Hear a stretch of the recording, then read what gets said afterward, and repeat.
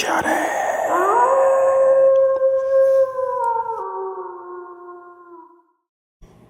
আজকের গল্প হেমেন্দ্র কুমার রায়ের ভূতের রাজা। গল্পটি পাঠ করেছে অমর ও অনুরাগ। সরকারি কাজে বিদেশে থাকি, আজ ছুটি নিয়ে দেশে ফিরছি। সাঁওতাল পরগনার যে জায়গায় আমার কর্মস্থল ছিল, সেখান থেকে রেল স্টেশন যেতে হলে প্রায় 30 মাইলেরও উপর পথ পার হতে হবে। পাহাড়ি পথ, এক মাইল হচ্ছে এখানে 2-3 মাইলের ধাক্কা। তার উপর রাতের বেলায় পথে বাঘভাল্লুকের সঙ্গে আলাপ হওয়ার সম্ভাবনাও কম নয়। সকালবেলা বেরোলেও মাঝপথে সন্ধ্যা তো হবেই, তখন একটা আশ্রয়ের দরকার। মাঝপথের কাছাকাছি স্থানীয় একটি শিকার কুঠি ছিল। রাজাবাদার বন্ধুরা শিকারে বেরোলে এই কুঠি হতো তাদের আস্তানা। রাজার ম্যানেজারের সঙ্গে আলাপ ছিল, তাকে গিয়ে অনুরোধ জানালাম শিকার কুঠিতে একটা রাতের জন্য আমাকে মাথা গোজবার জায়গা দিতে হবে। ম্যানেজার বললেন, কিন্তু বাবু, এখন শিকারের তো সময় না, কোটি খালি পড়ে আছে, আপনি যান না। এক রাত কেন, আপনি ওখানে 1 মাসই থাকতে পারেন। এখানকার পুলিশ সুপারিনটেন্ডেন্ট টেলার সাহেবও আজ রাতটা সেখানেই বিশ্রাম করবেন। কোটিতে আরো ঘর আছে, আপনার সব ব্যবস্থা আমি করে রাখবো। কিন্তু কিন্তু বাবু। কিন্তু কিন্তু কি? কিন্তু আপনি এখানে 1 রাতও কাটাতে পারবেন না। কেন পারবো না? লোকের মুখে শুনি কোটিতে নাকি অপদেবতার ভয় আছে। অপদেবতা? হ্যাঁ, অপদেবতা ছাড়া আর কি বলবো। কুটির পাশেই শালবনের ভিতর সাঁওতালিদের এক ভুতুড়ে দেবতা আছে। সেই দেবতা নাকি ভূতেদের রাজা, আর তার ভয়ে সাঁওতালিরা আজ পর্যন্ত সন্ধ্যার পর ওপারায় মারায় না। তারা বলে তাদের দেবতা নাকি রাতের বেলায় কুটির ভেতর ঘুমোতে আসে। আমি হো হো করে হেসে উঠলাম। বেশ তো, মানুষ হয়ে দেবতার সঙ্গে রাত্রিবাস করব, এটা তো মস্ত পুণ্যের কথা। আমি রাজি, তুমি যাও, সমস্ত ব্যবস্থা পাকা করে ফেলো। ম্যানেজার বললেন, আমি অবশ্য সব ছেলে মানুষের কথায় ততটা বিশ্বাস করি না, তবু বলা যায় না। আপনি একটু সাবধানে থাকবেন বাবু।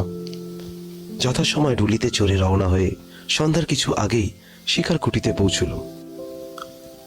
ডুলি বেয়ারারা বলে গেল, মাইল 3 তফাতে একটা গায়ে গিয়ে তারা আজকে রাতটা কাটাবে, কাল সকালে আবার ডুলি আসবে। কুঠির বারান্দায় একখানা বেতের চেয়ারে বসে টেলার সাহেব তামাকের পাইপ টানছিলেন। সাহেবের সঙ্গে আমার বেশ পরিচয় ছিল। আমাকে দেখে সাহেব বললেন, এই যে গুপ্ত যে, তুমি কোথায় যাচ্ছ? দেশে ফিরছি। তুমি? আমি হোম যাচ্ছি। তুমি কি আজ এখানে থাকবে? হ্যাঁ সাহেব।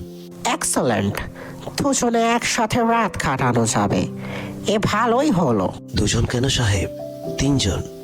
3 জন আবার কে? তুমি কি আমার অর্ধালির কথা বলছো? ওটাকে আমি মানুষের মধ্যে গণ্য করি না।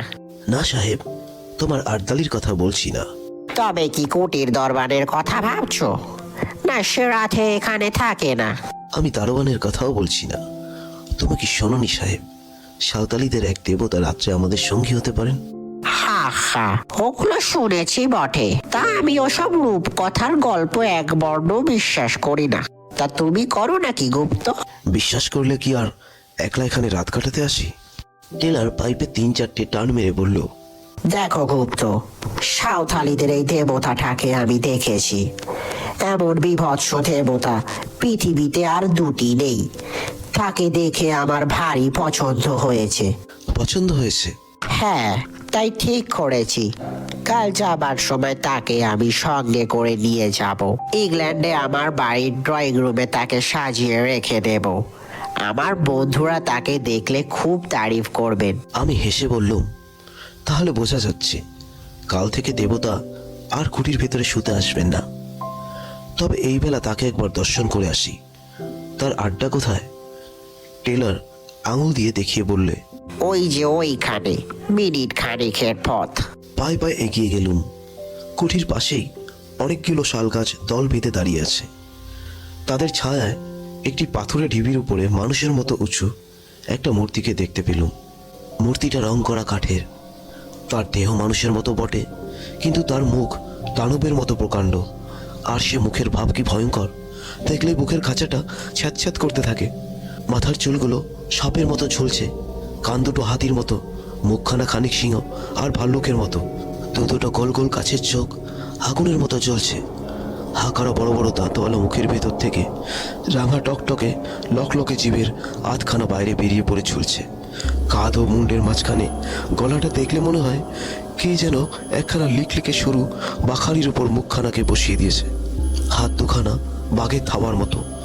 কোমরের কাছ থেকে পা পর্যন্ত দেহের কোনো অঙ্গ দেখা যাচ্ছে না। কাঠকে কুদে আর কোনো অঙ্গ গড়াই হয়নি। মূর্তির গায়ের রং আলকাতরার মতো কালো, আর মুখের রং খানিক সাদা, খানিক তামাটে ও খানিক হলদে। ভাবলুম, এই মূর্তি যদি সত্য সত্য রাত্রে কোটির ভেতরে ঘুমোতে আসে, তাহলে আমাদের ঘুম এই জীবনে আর ভাঙবে কি? ধীরে ধীরে কুটির ভেতরে ফিরে এলো। টেলার পশ্চিমের আকাশের দিকে তাকিয়ে কি দেখছে। আমাকে দেখে সে বলল, গুপ্ত, খুব ঝড় বৃষ্টি আসছে, ওই দেখো। সত্য কথা, পশ্চিমের আকাশখানা অচম্বিতে ঠিক যেন কালো কোষ্ঠী পাথর হয়ে গেছে। ঝড় উঠতে আর দেরি নেই। ঝড় এসে সমস্ত অরণ্যকে জাগিয়ে দিয়ে গেছে। এখন বৃষ্টি পড়ছে মুষলধারে। অনেক রাত। ট্রেলারে নিমন্ত্রণ দিয়ে তার সঙ্গে গল্প করতে করতে অনেকক্ষণ আগে ডিনার খেয়েছি। এখন টেলার তার ঘরে শুয়ে হয়তো দিব্যি আরামে নিদ্রা দিচ্ছে, কিন্তু আমার চোখে ঘুম নেই।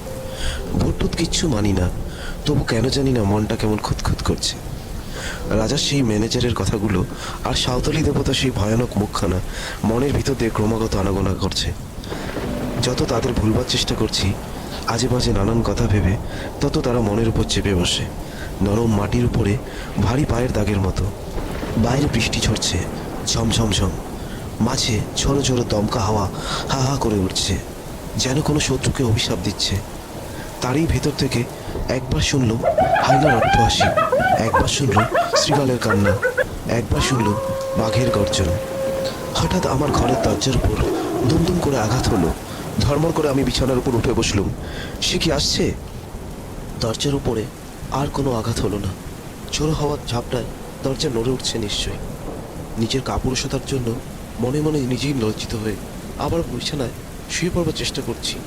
এমন সময় বাইরে থেকে ক্ষণক্ষণে ঝাঁঝালো গলায় গান শুনলাম।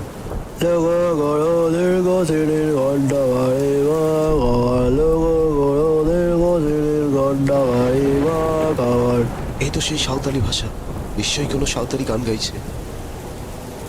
কিন্তু এত রাত্রে এমন ঝড় বাদলে এই হিংস্র জন্তু ভরা গভীর অরণ্যের মধ্যে কোন সাঁওতালি মনের আনন্দে শখ করে গান গাইতে আসবে?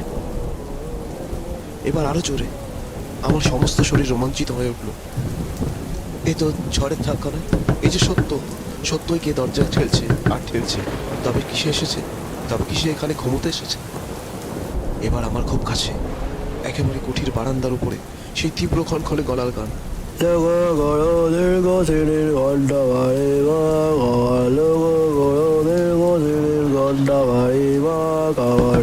হঠাৎ উল্টো বিপদ। কুঠির ভেতর দিককার দরজায় ঘন ঘন আঘাত।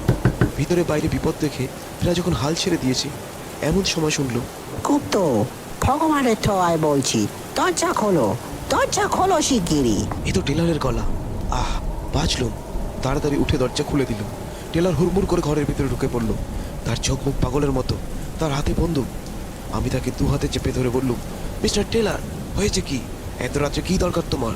টেলার দেয়ালে ঠেসান দিয়ে দাঁড়িয়ে দাঁড়িয়ে বলল, গুপ্ত, আমার ঘরের দরজায় কে ক্রমাগত লাথি মারছে আর গান গাইছে। তুমি কি আমার ঘরের দরজায় গিয়ে আমাকে ডাকছিলে? আমি বললুম, না না, আমি আমার বিছানা ছেড়ে এক পাও নড়িনি, কিন্তু আমার ঘরের দরজা কে নাড়ছে আর গান গাইছে ওই শোনো। আবার দু চারবার প্রচণ্ড আঘাত হলো, সঙ্গে সঙ্গে সেই গান।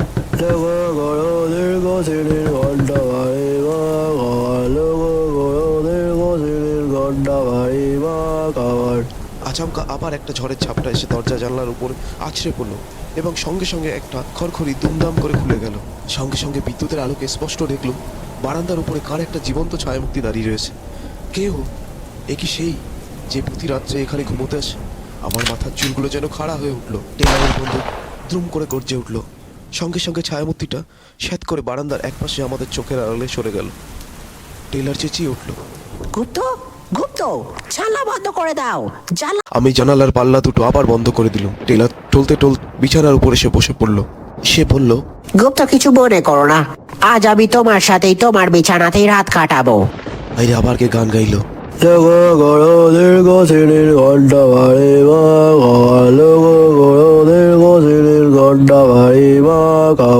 সকালবেলা, কিন্তু তখনও সমানভাবে বৃষ্টি ঝরছে আর ঝরেই যাচ্ছে। আস্তে আস্তে দরজা খুলে বারান্দায় এসে দাঁড়ালাম। সারা আকাশখানা যেন কালো মেঘের ঘোর টোপ দিয়ে ঢাকা। সূর্যকে যেন আজ কোনো অন্ধকার রাহু গ্রাস করে ফেলেছে। যতদূর নজর চলে খালি দেখা যায় অরণ্য শ্যামল তরুর বিরাট সভা আর শৈলমালার গর্ভোন্নত শিখর, এবং তারই ভিতরে এসে পড়েছে তীরের চকচকে ফলার মতো বৃষ্টির অশ্রান্ত ধারাগুলি। হঠাৎ বারান্দায় এক কোণে চোখ গেল। কাপড় মুড়ি দিয়ে কে যেন একজন শুয়ে রয়েছে। কাছে গিয়ে ডাকলুম, এই কে তুমি? বার কয়েক ডাকাডাকির পর কাপড়ের ভিতর থেকে একখানা সাঁওতালির মুখ বেরোলো। কে তুই? আমি ঠাকুরের পূজারি। ঠাকুর? কে ঠাকুর? যিনি এই শালবনে থাকেন। এখানে কি করছিস? ঠাকুর রোজ রাতে এখানে ঘুমোতে আসেন, তাই আমিও তার সঙ্গে সঙ্গে আসি। কাল রাতে তাহলে তুই দরজা ঠেলছিলি? আমি ঠেলছিলাম, ঠাকুরও ঠেলছিলেন, আর গান গাইছিলেন। গান গাইছিলেন? আরে গান গাইছিল কে? আমি। এমন সময় টেলার ঘরের ভেতর থেকে বেরিয়ে এলো। তাকে সব কথা খুলে বললুম। টেলার তো শুনেই মহা খাপ্পা। কষি পাকিয়ে পুরুতের দিকে ছুটে যাওয়া মাত্রই সে এক লাফে বারান্দার রেলিং টপকে বাইরে পড়ে বনের ভিতরে কোথাও অদৃশ্য হয়ে গেল। টেলার বললে, রাস্কেলকে ধরতে পারলে একবার দেখিয়ে দিতুম। ও সারা রাত কি অশান্তিতেই না কেটেছে। আমি বললুম, যাক, যা হবার তো হয়েই গেছে, এখন আমাদের কি উপায় হবে? কুটিরের দারোয়ানও এলো না, ডুলি বেয়ারারও এই দুর্যোগে বোধহয় আসবে না। আমরা যাবো কেমন করে? টেলার বললে, আমাকে যেমন করে হোক আজ যেতেই হবে। বোম্বে যাবার টিকিট পর্যন্ত আমি কিনে ফেলেছি। উপায় থাকলে তোমাকেও আমি স্টেশনে পৌঁছে দিতাম, কিন্তু আমার 2 সিটার গাড়ি। আমি, আড্ডালি, তুমি, তোমার চাকর আর তোমার মালপত্র অতটুকু গাড়িতে তো ধরবে না, কাজেই যেতে হবে। আড্ডালি? টেলারের আড়তালি এসে সালাম করলো। টেলার বলল, আমার মালপত্র সব গুছিয়ে নিয়ে এসে গাড়িতে তোলো, তারপর শালবল থেকে সেই কাঠের পুতুলটা নিয়ে এসো। আমি বললুম, তুমি কি সত্যি এই পুতুলটা ইংল্যান্ডে নিয়ে যেতে চাও? টেলার বললে, নিশ্চয়ই, আমার যেই কথা সেই কাজ। চোখে ঘুম আসছিল না। একখানা ইংরেজি নোবেল বার করে পড়তে বসলুম। ঘন্টা দেড়েক পরে তন্দ্রার আবেশ এলো। আলোটা কমিয়ে দিয়ে শয়নের উপক্রম করছি এমন সময় শুনলাম বাইরের সিঁড়ির উপরে আওয়াজ হলো, ঠক ঠক ঠক, ঠিক যেন কাঠের আওয়াজ। ঠক ঠক করতে করতে আওয়াজটা আমার ঘরের কাছে বরাবর এলো। এরপর দরজার উপরে শুনলাম ধাক্কার পর ধাক্কা। কি আপদ! টেলার তো পুতুলটাকে নিয়ে কোন সকালে বিদায় হয়েছে। এ আবার কোন জ্বালাতন! নিশ্চয়ই সেই সাঁওতালি পুরুত বেটা। সে হতভাগা রোজ রাত্রে এখানে আরাম করে ঘুমোয় আর চারদিকে রটিয়ে দেয় কুটির ভিতরে ভূতের রাজা শুতে আসছেন। ধাক্কার জোর ক্রমেই বেড়েই চলল। একবার ভাবলুম দরজা খুলে পুরুতটাকে লাথি মেরে তাড়িয়ে দিই। তারপর মনে হলো সে কাজটা ঠিক হবে না। এই দুর্যোগে বিজন জঙ্গলের ভিতরে রাত্রে একলা আমি এখানে আছি, যদি কোনো দুষ্টু লোক কুমতলবে এসে থাকে। বন্দুকটা নিয়ে দরজার কাছে গিয়ে দাঁড়ালুম। দরজার এক জায়গায় একটা ছ্যাদা ছিল। বন্দুকের নলটা সেইখানে রেখে চেঁচিয়ে বললুম, কে আছো? চলে যাও, নইলে এক্ষুনি বন্দুক ছুড়ব। কোনো জবাব নেই। দরজার উপরে ধাক্কাও থামলো। ঠকঠক করে একটা আওয়াজ ঘরের কাছ থেকে দূরে সরে যেতে লাগলো। তারপর কুটির সিঁড়ির উপরে শব্দ শুনলাম, ঠক ঠক ঠক। খানিক পরে অনেক দূর থেকে আবার সেই বিশ্রী হাসি শোনা গেল। সে হাসি অমানসিক, শরীরের রক্ত যেন জল করে দেয়। সে রাতে জল ধরে গেল। সকালে দরজা খুলতেই কাঁচা সোনার কচি রোদ এসে ঘরখানা হাসিতে ভরিয়ে তুলল। রোদ দেখে মনটা খুশি হয়ে উঠল। বারান্দায় বেরিয়ে দেখি এক কোণে কাপড় মুড়ি দিয়ে কে শুয়ে রয়েছে। তেরে গিয়ে মারলুম তাকে এক ধাক্কা। ধর্মর করে সে উঠে বসলো। সেই সাঁওতালি পুরুত। ক্রুদ্ধ স্বরে বললুম, কাল আবার কি করতে এখানে এসেছিলি? ভারী চালাকি পেয়েছিস না? লোকটার মুখের ভাব একটু বদলালো না। শান্ত স্বরে বলল, আমার ঠাকুর কাল এখানে ঘুমোতে এসেছিলেন, আমিও তাই এসেছিলাম। তোর ঠাকুর কোথায়? সাহেব তো তাকে নিয়ে চলে গেছে। আমার ঠাকুর যেখানে থাকেন সেইখানেই আছে। মিথ্যে কথা, আমি নিজের চোখে দেখেছি। টেলার তাকে নিয়ে চলে গেছে। আমার ঠাকুর যেখানে থাকেন সেইখানেই আছেন। কুড়ি থেকে বেরিয়ে পরে ছুটে পাশের শালবনে গিয়ে হাজির হলুম। সবিস্ময়ে দেখলুম ভূতের রাজা চোখ পাকিয়ে লক লকে জিভ বার করে ঠিক সেইখানেই দাঁড়িয়ে আছে। আর আর ও কি, মূর্তির পেটের উপর গর্ত, ঠিক যেন বন্দুকের গুলির দাগ। গর্তের চারপাশে রক্ত জমাট হয়ে আছে, মূর্তির আরো নানা জায়গাতেও রক্তের চিহ্ন। তবে কি আমার বন্দুকের গুলি? ভাবতে পারলুম না, মূর্তির দিকে আর তাকাতে পারলুম না। কেমন একটা অজানা ভয় আমার সমস্ত শরীর আচ্ছন্ন হয়ে গেল। প্রাণ পরে দৌড়ে সেখান থেকে পালিয়ে এলো। কলকাতায় ফিরে এসেই খবরের কাগজে এই বিবরণ পড়লুম। সাঁওতাল পরগনার পুলিশ সুপারিনটেন্ডেন্ট মিস্টার জে টেল কর্ম হইতে অবসর লইয়া বিলাতে যাইতেছিলেন, কিন্তু পথের মধ্যে এক বিপদে পড়িয়া খুব সম্ভব তিনি প্রাণ হারাইয়াছেন। স্থানীয় জঙ্গলের ভিতরে তাহার মোটর গাড়ি পাওয়া গিয়াছে। মোটরের ওপর ভিতরে ও চারিপাশের রক্তের দাগ, কিন্তু মিস্টার টেলর ও তাহার আর্দালির কোনো সন্ধান পাওয়া যাইতেছে না। পুলিশ সন্দেহ করিতেছে মিস্টার টেলর ও তার আর্দালিকে ব্যাঘ্র বা অন্য কোনো হিংস্র জন্তু আক্রমণ করিয়াছে। নিকটস্থ জঙ্গলে এক নারুখাদক ব্যাঘ্রেরও খোঁজ পাওয়া গিয়াছে। সে ভুতুরে মূর্তির গায়ে যে রক্তের দাগ লেগেছিল, তাহলে সে রক্ত হচ্ছে হতপক্ষ টেলরের আর তার আর্দালির গায়ের রক্ত। এবং সেই সাঁওতালি পুরুষটা নিশ্চয়ই কোনো গতিক খবর পেয়ে ভূতের রাজাকে আবার শালবনে ফিরিয়ে এনেছিল। মনকে এই বলে প্রমোদ দিলুম বটে, কিন্তু প্রতিজ্ঞা করলুম শিকারকুটিতে আর কখনো রাত্রিবাস করব না। কিসে কি হয় কে জানে।